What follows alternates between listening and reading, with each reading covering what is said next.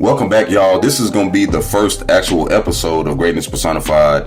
We're going to start doing a different format where it's going to be more of a show where we'll talk about whatever is trending that week. So we're going to start off talking about the results, the recap for UFC 311, and then we're going to talk about some other things related that's been going on in the MMA world. So the first things first, man, Islam, he went out there, smoked Renato in the first round. What you think about that? Honestly, the fight ended way too fast.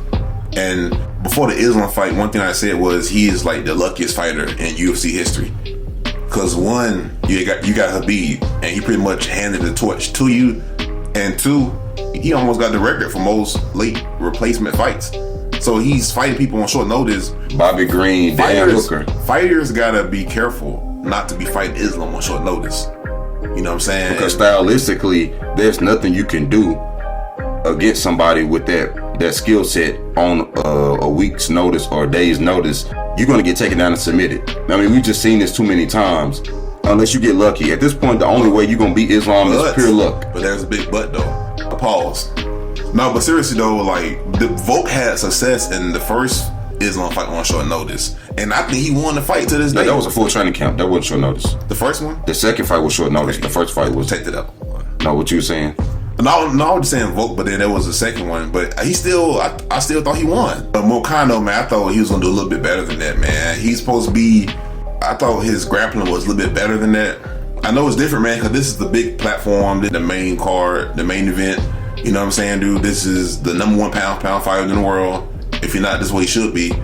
But I thought Renato would do a little bit better. But he actually hurt Islam on the feet, though. He hurt him, and he almost dropped him. And after that, Islam went for a takedown, and he got the fight to the ground. But I guess Islam won't let him do with that, man, because Renato is dangerous on the feet.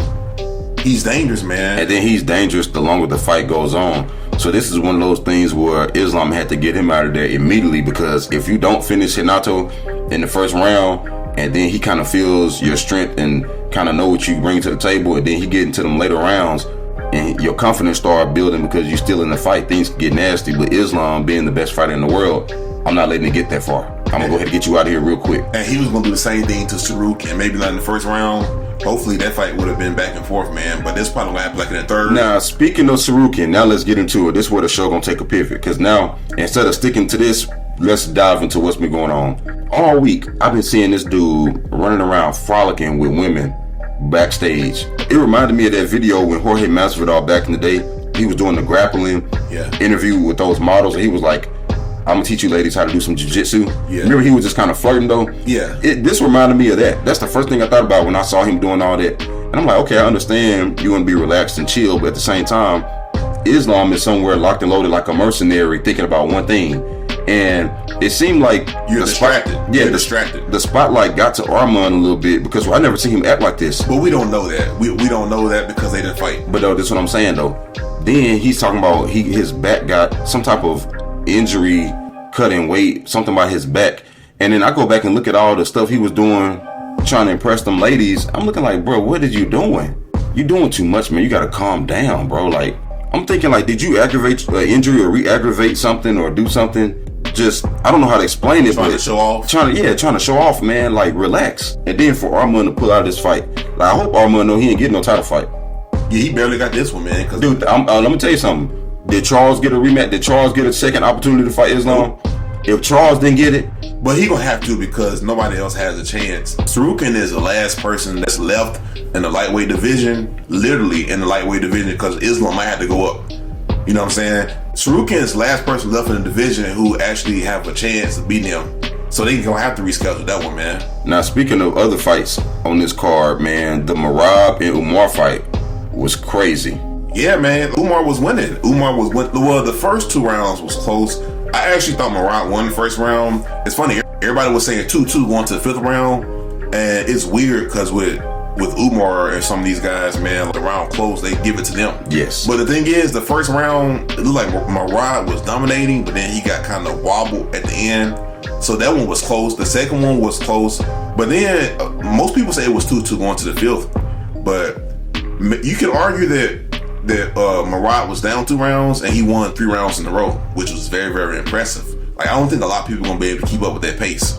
the pace, the cardio, the aggression. And it was weird because before the fight, Khabib, they asked him about like Merab, and he said, yeah, like Merab, he's dangerous. He has the aggression, he has the cardio, he has the pace. But he said, but the thing is, Umar is more well-rounded. So he's more of a complete fighter. But the way Khabib said it was as if he wasn't confident that Umar can beat Merab because of Merab's style. And this is the thing, Merab fight just like Khabib. He fight just like him.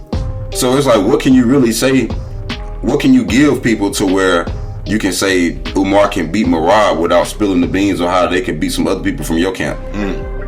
So you got to be very careful when you talking about this fight, because you got a fighter that mimic your style, except for he just got a little bit better hands, barely. But Umar, he looked good this fight, man. Like Umar looked good this fight. He was still stuffing takedowns, even in the later rounds. It just looked like, I told you this before the fight. I said if Umar was fighting anybody else, he would have won. But he's fighting Merab, man. This man is just a machine. He's literally a machine, and he just never gets tired. And Merab does this to everybody. He did it to Sean O'Malley. He did it to Henry Cejudo. And now this is the thing. We were just on Twitter, and I just showed you this. Man, I hope I bookmarked it. I'm on Twitter. I see a clip. I see a picture. They got Merab versus Khabib, and then they got the last several wins that each of these guys had on their record. So with Khabib, they got Dustin Poirier, Conor McGregor, Rafael Dos Anjos, Justin Gaethje, Edson Barboza. Okay. For Merab, they got Petr Yan, Henry Cejudo, Jose Aldo, Sean O'Malley, Umar. What's your boy name? Marlon. And who's this guy? I don't know what it is. Let me see. I don't know. Must be one of his first fights and first wins in the UFC. You gotta go to 2017. You gotta go all the way back for that one. Hold on, he beat John Dodson. Basically, this photo is just comparing the last people some of the people on their record, not necessarily in order, but there is a strong case to say that Merab has fought higher level competition more consistently than Khabib did. This is just flat out. This is just objective. There's nothing you can say about this. Wow. At first, people were saying that Merab was avoiding Umar, but then again, if you think about it, just think about the road that Merab took to get to the belt. Yeah. So he took the longer path. So of course, Umar is, in my opinion, a little bit entitled because of who he trained with and stuff, man, and family and stuff. But the thing is, Umar, I'm not trying to say he was trying to get the belt handed to him, but Merab, he took the longer path, and you gotta understand that Aljo was the champion. He wasn't champion, he was the second one. So he basically had to watch Aljo defend the belt, and he had to fight the top guys, knowing that he probably not even getting a title fight no time soon. Because if Aljo would beat Sean O'Malley, then Merab, he'll still be fighting second and the third best people. Or Aljo would have moved up. Yeah. But that probably wouldn't have lasted long, Now we got to talk about the big one. This is the fight that we all were looking forward to, because the thing is, Jiri and Jamahal Hill, they both were champions. They both were kind of similar because they became champion, beat the same guy, and they had to give up the belt. And a lot of people were saying that you had a couple guys that came after Jon Jones who were champion. A lot of people didn't respect it. They were like paper champions. So whoever lost this fight was kind of like they were, how do you say that in a respectful way, man? It ain't no respectful way to really say it. The way it's gonna be perceived by the public, like basically like a proxy champion, like a paper champion. Did any one of them even defend their belt? No. And the thing is, realistically, if Jiri was a champion and Alexa came along, he wasn't gonna defend it. He was gonna get knocked out. Now he may have, if Jamal had worked his way into a title fight, yeah, he probably would have defended it against Jamal at the time. But Alex came along right after that. We just saw the fight. But let's break this down though. You know what I'm saying? Also, I don't think this is the best version of Jamahal Hill. You coming off a knockout loss. I understand Jiri came off a knockout loss too, but it was like a lot of stuff going on with Jamahal Hill, and it's his fault, man. And that's the problem. And that's the problem. And this might be good for Jamahal Hill just to take some time off, get off social media. And this is what we made a whole video about this. At this point, he can only blame himself. You can't blame nobody. The thing is, every time anything happens, like on Twitter, he's in the comments arguing with people. Bro, you arguing with hundreds of people a month? Then you making videos. I told you, when he lost to Alex, man, the videos he was making, the excuses he was making, none of it made sense. You telling us that something didn't happen when we all watched it. Millions of people saw it, man. I know it's tough to process, but the fact that you didn't process it is why you just lost again, because Jiri had to go through the same thing. And make no mistake about it, Jiri did the same thing Jamahal did. Jiri was talking goofy too, talking about magic. But the world, they overlooked that part. That's true. They overlooked the fact that Jiri also looked really bad. We never heard Jiri talk like that before. But the difference is Jiri spoke about it, man, and he kind of moved on. And he let it go. And Jamahal just kept on talking about it over and over again. Even leading up to a fight with a completely different fighter. And then what the worst part about this fight is, the worst thing about this fight is before the fight, the confrontation with Jamahal Hill and Alex. You do that, you're supposed to win this fight. Yes. You know what I'm saying? Then he went there, man. I don't think Jamahal Hill fought the way he should have, because he's way more technical than the way he fought. He fought the way Jiri wanted him to fight. But all this stuff that's going on outside the octagon, you go out there and you have a moment, almost like a Jose Aldo and the Conor McGregor type of thing, to where you don't stick to the game plan and you don't do what you're supposed to do. And honestly, I'm not defending him, bro. I'm just saying, like, you gotta let that stuff go, man. Because you got Jiri talking about he's in the dark for 3 days and he just focusing on no social media. And then you got Jamahal Hill doing the exact opposite, man. He on social media. Like, I think Jamahal Hill needs a team of people who's going to take that away from him, man. Take away your phone. But I'm also thinking that lifestyle and culture playing a part. Because when you come from a bad neighborhood, when you come from a bad situation, and dude, he overachieved becoming UFC champion. You know, he did something incredible. And he did win the belt under some pretty strenuous circumstances. That can't be taken away from him. But in order to solidify that, you got to keep winning. And what's happening now is a lot of his lifestyle and just cultural things that we know about, you know, we understand, you have not separated yourself from it mentally. And so, you know, it's like it's always some legal problem. It's always family drama and stuff getting up. Bro, there is no reason why we should be knowing any of this. Like, you know what I mean? You should be separating yourself, man. If you got to the point where you became a UFC champion and people recognize your name and your face around the world, you have to separate yourself from nonsense. And look, it might be family, it might be a sibling, it might be a whatever, a cousin or whatever. But if you're trying to go to the next level and provide for your family and leave a legacy, and you can't fight forever, you're getting older. So I got a question. So should he let go of social media altogether, or at least in the time, for the time being? He need a cleanse, 100%. Or should he? Because his YouTube channel is not bad. Because like the predictions, the fight prediction stuff is not bad. Focus on that, but just don't necessarily talk from a personal point. Yes. Because but that's gonna be hard for him to do though. He can't do it. He's not gonna be able to separate himself. Because then whenever he's talking about Alex versus Magomed, he's gonna throw his little extra 2 cents in there and say, "Oh, but I'm better than Alex." And then now I'm thinking about whenever Alex and Khalil were fighting, and he did the sleeping thing, like, oh, it's so boring. And then you go and then you lose your next fight. And then something about, then you mentioned he was talking about Khalil Roundtree.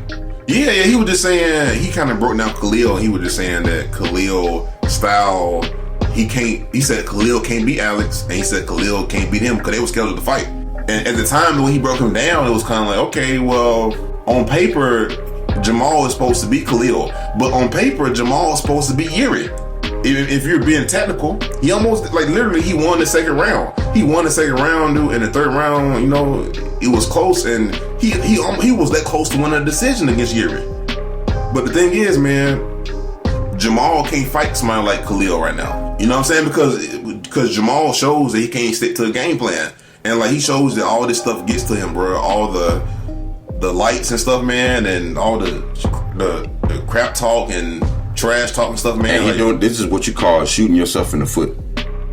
This, for everybody at home, this is the definition of shooting yourself in the foot. You did it to yourself. You got a fight with Jiri Prochazka coming up. Jiri is in the mountains. Did you see the picture where he was under the waterfall? Nah. Dude, this is what Yuri's doing, bro. Dude, this is what Yuri's doing, bro. And what are you on Twitter arguing with trolls, man? And I'm gonna tell you this though, and he also might have fought the best version of Jiri we've ever seen in the UFC, because Jiri said this after the fight, and Jiri, I like how he handled the question. Because they asked him like how about his performance, and he didn't want to give away too much stuff because he just was answering the question, and he was just saying he just wanted to make sure he kept his hands up. But they kept on asking him, so like, what did you work on and stuff? keep my hands up. And he answered the question perfectly without giving away too much. But he showed improved head movement. His hands was up more. My beef with Jiri was always dropping your hands. I don't care who you are. I don't care how fast you are. I don't care how much knockout power you got.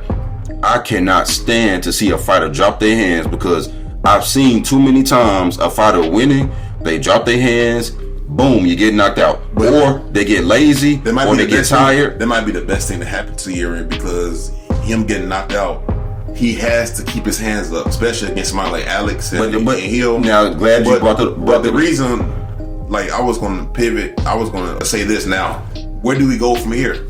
Thank you, because I don't want to see Alex and Jiri 3, and I'm going to tell you why. What if Jiri does win? Well, he already got beat by Alex twice. I don't want to see this. It's the same thing with Izzy and Alex, because Izzy lost twice. Did he lose twice? Izzy lost. Yeah. In the UFC, how many times did he lost? No, he lost to Alex 3 times. One of them was in the UFC. Okay, so they fought twice. Because remember, Alex knocked him out one time. Alex, they actually robbed Izzy in one of those fights. I'm talking in the UFC. And then he got beat in the UFC. Izzy got beat in the UFC by Alex. I got you. So, like, I don't want to see that again. And I'm sure that Alex is tired of fighting the same people at the end of the day. So, you can't really make an Alex. And then Alex already knocked him out twice. Like, there's no point of making that fight. And that's why I wanted the Magomed versus like a Jiri or a Jamahal Hill, because if you gotta stand, if Jiri beats Magomed, he has to get a title shot, regardless how many times he lost to Alex. You get what I'm saying? He's the next best person. No, we can't do that. I disagree. I totally disagree. We've seen it, bro. He got knocked out twice. Bro, then look at the end of the first round at the second fight. He dropped him. But you gotta understand, though, that he still was scheduled to fight Jamahal Hill for the #1 contender. You get what I'm saying? He lost twice to Alex, man, but I'm saying, but now that's over. That's signed, sealed, delivered. Now we gotta do something else, man. It sucks, man, because Jiri is in that Robert Whittaker, that Junior Dos Santos. He's in that area where I'm better than everybody else, but I just can't beat the champion. We keep seeing this. It's just happening right now. And it's worse, man, because at least JDS got a win over Kane. You know what I'm saying, dude? So it was actually worse, man. But dang, man, I don't know, man. This is what happened. It sucks to see. It sucks to see, because Jiri is doing everything right. But let me say this though. What happens if which I don't think is gonna happen, but the reason why as a man you got to keep fighting, because what happened with Max? What happened with Max and Volk? Yes, Max never beat Volk. But then what happened? He at least got an opportunity to beat the guy that beat him, and Max could have had the belt, and maybe we wouldn't have had no choice but to see another matchup between Max and Volk if Max had beat Ilya. And so that's why you got to keep winning. Exactly. And Jiri's in a good spot, because what happens if Magomed beats Alex? He gets a title fight. He might not even have to fight Alex. We don't know what's going to happen, bro. You know what I'm saying? That Alex, I'm going up and fighting Volkov and stuff, man. Say Alex will go up and get knocked out. Fighting Volkov? Yeah, it was this thing that was going around. It was a rumor that Alex wanted to go up and fight Volkov, man. Before or after the Cyril Gane fight? It was both. No, before they announced the Magomed fight, this fight was being spoke about for a couple weeks. You know what I'm saying? It was kind of like, oh, you go out there and you get knocked out by Volkov, man. You come back down and you tell me you're gonna defend your light heavyweight belt, and you lose to somebody like you gonna get Volkanovski. That's what happened. You go up, you get knocked. You go up, you get knocked out. You come back down. All of a sudden, the wolves, they smell blood, and now you're done. And we see this happen all the time. Well, not all the time, but we've seen this happen several times to where it just gets to a point where, I just want to say, dude, Jiri is one of the best fighters that step up. Other than against Alex, I'm gonna tell you something else. The Rakic fight was good because Rakic don't commit to his strikes. Like, Rakic is not trying to knock you out. He wanted to decision you. So really, Jiri was getting beat bad. Power ain't there too. Yeah. He was landing, and Jiri was just eating. He was eating punches with his hands down. So Jiri got kind of lucky fighting somebody like that. Man, they made that matchup for a reason. But Jamahal, they believed in Jamahal a little bit, and they figured, like, hey, if Jamahal can beat Jiri some kind of way. So they gave him a fair fight. They gave him a fight, man, and they expected you to show up. And it wasn't a bad fight. Like, he showed a lot of heart. Like you said, he got hurt. He realized, okay, I can get through this. The blueprint was there, man. With how you fighting Jiri and you ain't throwing leg kicks. And I saw MMA Guru made a comment like this on Twitter. He said, you're all gonna completely trash Jamahal Hill for losing to Jiri Prochazka like that. But he duked it out with Jiri for the whole fight without leg kick spamming on the back foot like everyone else does against Jiri. He has never beat. Okay, he went a whole different direction. talking about Jon Jones. You know I was going with that. But anyway. Yeah, but what do you gain from not doing leg kicks though? I don't understand that. The leg kicks. What he wearing legs? When he wearing knee braces, he probably couldn't kick. Oh man, dude, crap. That's probably the reason why. Cause he started off in the first round doing it, man. And then everything went out the window. Deontay Wilder versus Tyson Fury, the third fight. Everything went out the window after a certain amount of time, after a couple minutes, bro. Hey, when we come out for knockout loss, bro, and you talking all that noise, see, he'll put a lot of pressure on himself, man. Cause the thing is, dude, you losing ain't a bad thing, bro. Cause you gotta understand how many fights you have a night. You gonna have what, 12 fights? 11, 12 fights, and what, 24 fighters? Half of them gotta lose. You gonna have 12 losers that night, bro. Are they all losers? Hell no. So like losing ain't the worst thing, man. Which is weird because Islam will never lose. Merab, goddamn. But it's weird, bro, because like losing ain't the worst thing. It's when you talk all that trash, man, and you pull up on Alex, man, and you do all that, bro, and you go out there and you underperform and you don't stick to no game plan, and you throwing lead right hooks.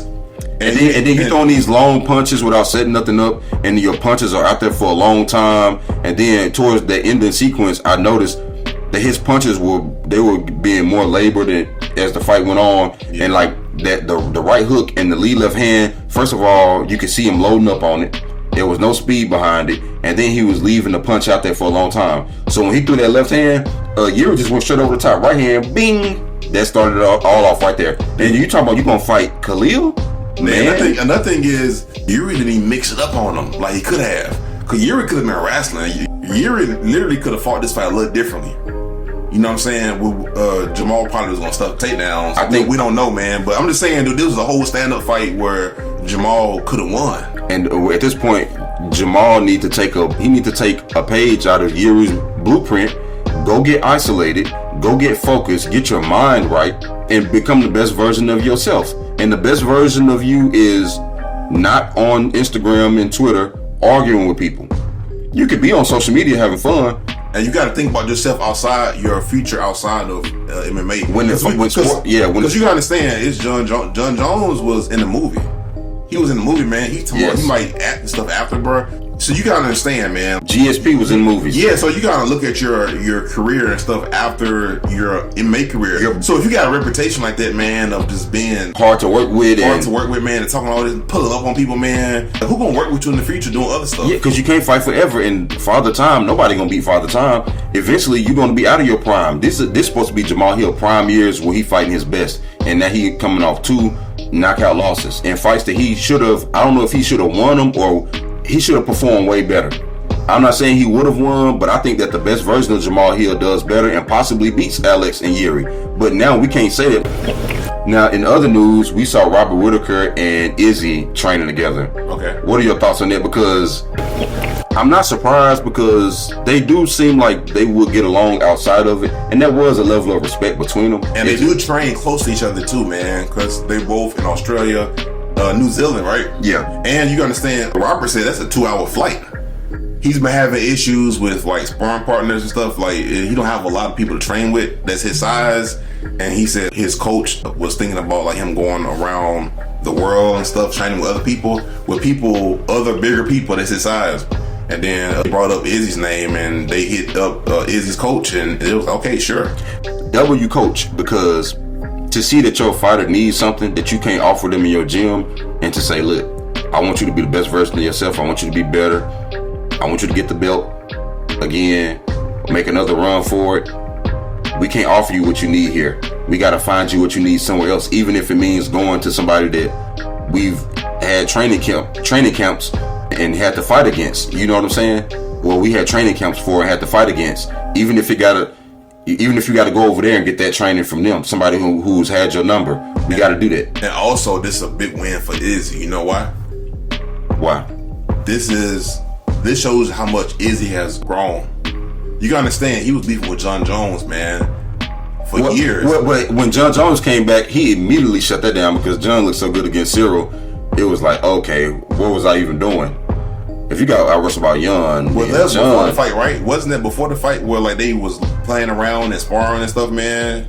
I don't know. I just remember at some point, I think they was kind of getting over the beef at some point, but I do remember that Jon had an actual fight, and then that's when that's when Izzy was like, I think he even made a tweet about it where he was like, yeah, I had no business talking about John in the first place because this wouldn't have ended good. Like, I remember seeing something like that. I'm like, yeah, we all knew that. We was telling you this. Just because you beat Brad Tavares doesn't mean you can beat Jon Jones. And look, Izzy, obviously at that time, one of the best fighters in the world. But Jon is... But they both grown too, because Jon, he did an interview with Daniel Cormier, man. So, a couple... Yeah, but they never going to get over that. They're never going to... I don't think... No, I think Daniel never going to get over because that. I think Jon... You got to say Jon won. Yeah, well, he's over it. Jon over there. Jon think what that Jon think about, okay, am I going to fight Tom? Am I going to get paid $30 million? Tom, that's what Jon think about. Hey, speaking of $30 million, man, they saying that was the asking price. That's what... Didn't Joe Rogan say that? Yeah. And then somebody came out and said it wasn't $30 million. But dude, do you think Jon Jones deserved $30 million for his final fight in the UFC that's got to last him the rest of his life? But I don't think MMA get that boxing money though. You got what I'm saying? Though boxing can pay fighters like that, but I don't think MMA generates money like that to be doing that. People are going to say this is the biggest fight in UFC history. That's what they're promoting it as. Chael Sonnen. You know what I'm saying, dude? This is his last fight. You know what I'm saying, dude? And they have to pay him. But the problem with paying him that money is if he beats Tom Aspinall and he retires, now they pretty much didn't make the money they was gonna make because they had to pay him. And on top of that, dude, they stars just got beat. So it's like a double L but then again, if Jon lose, what do the UFC gain if Jon Jones... Because what was the point of protecting him this whole time just to get him to the final fight? You don't pay him enough to last him for the rest of his life, and then he loses and it destroys his legacy that you've... Like, when Jon Jones got popped for the picogram or whatever, y'all moved an entire UFC card over to another state. You know what I'm saying? Yeah. Like, y'all have done so much damage control. You have to... Dude, people don't know this, but our channel is actually named because of Jon Jones. Because me and you were discussing making a podcast. I went to UFC, what was it, 271? I went to the Izzy and Robert Whittaker rematch in Houston. And when I went there, I came back, I told you, man, how much fun it was. I met Kevin Holland, met a bunch of cool people. I said, bro, we got to make a podcast. Yeah. Because I want to go to more fights. And we were sitting here talking. And we got on the subject of Jon Jones. I said, why do they defend Jon Jones so much? And then we kind of were saying, like, he beat all their people. He beat Shogun. They invested a lot. They bought Pride. You know what I mean? And then Shogun was the golden boy. He came over here. He embarrassed Shogun. He embarrassed Rampage. He embarrassed Lyoto. He embarrassed all the people that was supposed to be the next person. He embarrassed. And you got to realize Rampage had embarrassed Chuck Liddell. It was like a trickle down effect where the old UFC's old people got beat by these kind of new people who were new to us for the UFC, and then Jon Jones came and beat them. He's greatness personified. You know what I'm saying? You gotta defend him. You ain't got nobody left. When you said that he was greatness personified, I said that's the name right there. That's the name of what we're gonna move forward with. Hey, what I'm gonna say, the next thing I'm gonna say is we had a conversation about this yesterday, and we were talking about, I forgot how we got to this topic where we were talking about Jon Jones versus Alex. No, you were talking about Jon Jones would, if he took down Stipe, he would take down Alex. And I said, yeah, at heavyweight, but not light heavyweight. And we had like a little bit of debate about that. And I said the reason is because, first of all, yes, Jon Jones took down Stipe. We don't know what injury Stipe had. We ain't never seen Stipe taken down like that, man. Yeah. Honestly, dude, it kind of looked like he went to that fight 30-40%. It looked like they had a sniper watching Stipe, and they said if you try to get out of this fight at any point in time, you gonna lose more than you think. And it looked like he was forced to fight. Like his hands was tied behind his back. Like he gave me his all, man, because it was times where he was throwing them combinations that if he would have landed, the fight probably would have been over. Yeah. But the thing is, but he lost, man. But the thing is, yeah, Jon Jones took him down, kind of like ragdolled him. But people were saying he could do it to Alex, and it was like, yeah. And I said at heavyweight he could do that to Alex, but not at light heavyweight. No, but the thing is, at light heavyweight, Jon Jones, his last couple of fights, he was struggling to take people down. He fought Dominic Reyes, man. He was getting pieced up on the feet, pop, pop, pop, and then he was shooting for takedowns, and then he was getting stuff and still getting popped on the feet, man. Dominic Reyes needed a sponsorship from Popeyes that night. I know, man. Pop, pop, pop, pop. But I was finna say them combos. 3 pieces. Somebody ordered 3 pieces. DoorDash. Man, that was crazy, man. But he lost that. But anyway, dude, my thing is, if Alex fights, well, say like if he would have fought Jon Jones at light heavyweight, because this fight probably not gonna happen. if Jon can't stuff them takedowns, man, we've seen what Alex do, bro. When people start getting beat up on the feet against Alex, and it's like a bar on a video game start draining down, and it's just a matter of time before they get knocked out. And then Jon go all in on those championship rounds, and you can't take those chances against nobody like Alex, who seemed to do better. Like he's finished people in championship rounds. I mean, these are the rounds where he's actually more dangerous. Like Alex's worst round is probably the third round, because in the beginning you got to be worried about that power, and then in the championship round he knocked out Khalil in the fourth round. He knocked out Izzy in the fifth round. The third round is the round where, like, if you're gonna get him, you better make something happen, because that's when you got to reset and you get that second win. But I think he's the most dangerous, like in the third round. I don't know, man, he's dangerous in all of them, I guess. Yeah, but that's the thing, man. Like Jon fighting Alex, it depends on what weight class, because like heavyweight, I think Alex wins. I will say that towards the end, Jon was struggling. Towards the end of his light heavyweight run, Jon was struggling to take people down, and that's a bad. When was the last time Jon took somebody down in the light heavyweight division and just ground pounded them? The rematch with Alex Gustafsson, and he was washed up. Yeah, man. he was washed. Past his prime. Yeah. I don't even think he was able to take Glover down. Was it? He just elbowed him and stuff, but I don't think he just really took him down like that, did he? No, he never took him down. He never wanted to, man. Because Glover had that black belt at the time, and he was kind of like that was a fight where people thought Glover was going to win. People thought Jon was going to lose that fight, man, because Glover had the black belt, he had the power, but Jon just figured out a way to beat him, bro, in a clinch, to where like he can, elbow him and Glover. I know the Dominic Reyes fight should have went another way, but that happens sometimes, bro. But I just don't see a world where Jon don't get Alex on the ground and just do whatever he wants to. I disagree. I just don't see that. I disagree with that, man. And honestly, and we talking about the best version. Are we talking about the best version of Jon Jones at light heavyweight? But you gotta understand, man. Or are we talking about prime Jon Jones at light heavyweight? Or are we talking about just towards the end of his run? We talking. That ain't the same thing. We gotta go prime versus the best. No, I'm talking about at the end of his. But at the end of his career, Alex went three. Well, okay, let's say towards the end of his career, which was close to the beginning of Alex run in the UFC, Alex also went 3 rounds with Bruno Silva. So yeah, but Bruno, when we first came to the UFC, he had all them knockouts, man. But then what about the little European dude that held Alex against the cage for that first round? Dude, if Jon had got him like that, he was taking him down for sure. I see what you're saying. So you're saying, like, if we're going to compare, it's got to be the best version. You got to be the best version of Alex. It's unfair to compare the best version of Alex now to the end of Jon Jones. 100% Alex. I would have to agree with you. But that's what I was talking about. I was talking about that version of Jon at the end of his career. Oh, man. Who wasn't able to take people down. Oh, he's in trouble. Call the ambulance. You better. He's in trouble. But I'm saying, if we talking about prime versus prime, dude, Jon get him on the ground, bro. At some point, he gonna get him on the ground and maul him. And in fact, bro, he might get him against the cage, bro, and choke him out like Lyoto. Maybe. I don't see a world where the best version of Jon Jones loses to the best version of Alex. In the light heavyweight division. I just don't see it. And I'm not talking about that Jon Jones that fought Thiago, because, like, we made a video about this. I just feel like Jon Jones was better earlier, like that earlier to mid part of his career. I think he was better.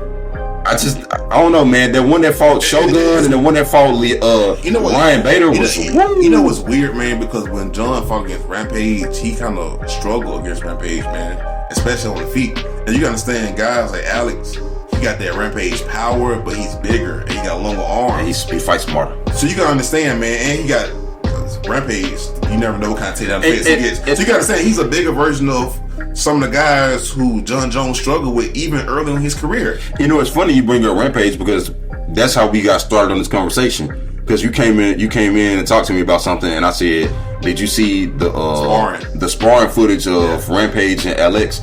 And we got started talking about what that fight would look like. And first of all, man, Rampage, man, he eating good. He ain't missing no meals. Let's just put it to you like that. Yeah, and that's what people were saying in the comments. They were just saying, imagine the prime Rampage versus the prime Alex. And that's tough, bro, because that's probably a 50-50 fight, man. Because Rampage, all he needs is somebody to stand in front of him, man.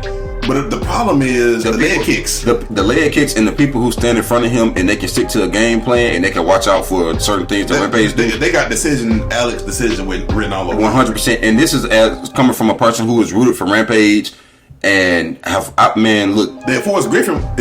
well, I'm not saying name. If Forrest Griffin was able to stick to a game plan for 5 rounds and just bounce around, we know Alex will do that. And Rampage does this thing sometimes where he don't pull the trigger, or he missed wide open punches. Play around too much. And then there were times where he didn't start catching on to what his opponent was doing until towards the end of the fight, where the fight was lost and you need a knockout. And Alex can stick to a game plan. He can leg kick, he can throw elbows, he can go to the body, he can mix it up. Rampage has limitations. If we were talking about Anthony Johnson, it'd be different, because Anthony is kind of like Rampage, but he throw kicks. I want to go on a hill and say this. Anthony Johnson 100% could have knocked out Alex. 100%. And Rumble Johnson, towards the end of his career, where you had to fight, you had to get him down to the ground like the way DC did. Rumble knocks him out. Because he only lost to one guy towards the end. In the light heavyweight division. And he had to fight a certain type of way. Dude, that punch that DC ate, bro, when he went flying across the... Dude, A, that's knocking Alex out. And then B, Alex can't wrestle him like that. He would have to stand up and he's getting knocked out. He definitely floors Alex, man, but Alex maybe recovers. Dude, who recovers? Other than DC, who recovered from Anthony Johnson? Alex is a high-level kickboxer, man. He's gonna get up and clinch him and grab him. He's gonna figure ways to recover. Anthony got them uppercuts, man. This is not the person. The thing is, you got talking about DC is shorter. DC is 5'10", and he was able to recover. You got Alex who's longer, and you don't think he could stay on the outside and figure out ways to recover, dude. But the thing is, Anthony got 2 minutes to do whatever he's gonna do. He got 2.5 minutes, because if he don't, it's over with. That's true. But dude, what do you think about Rumble Johnson versus Jiri Prochazka? Prime. Ooh. Easy money. Ooh, that'll be nasty. It wouldn't be nasty, man. Jiri take all that damage. And the thing is, Jiri has the ability to adapt. He has the ability to survive. He's like Wolverine. You remember we said he said you're like, he said you're like me. You're like me, man. You're a survivor. Striker hear that. No, but the thing is, man, William Striker hear that. He has an ability to survive. But dude, some people you just don't survive their punches, bro. And we said the same thing as Glover. You know what I'm saying, dude? It'd be one uppercut. One uppercut can stop all that, man. And then Jiri has a tendency to duck his head too, bro. They got an uppercut. That fight might last a minute.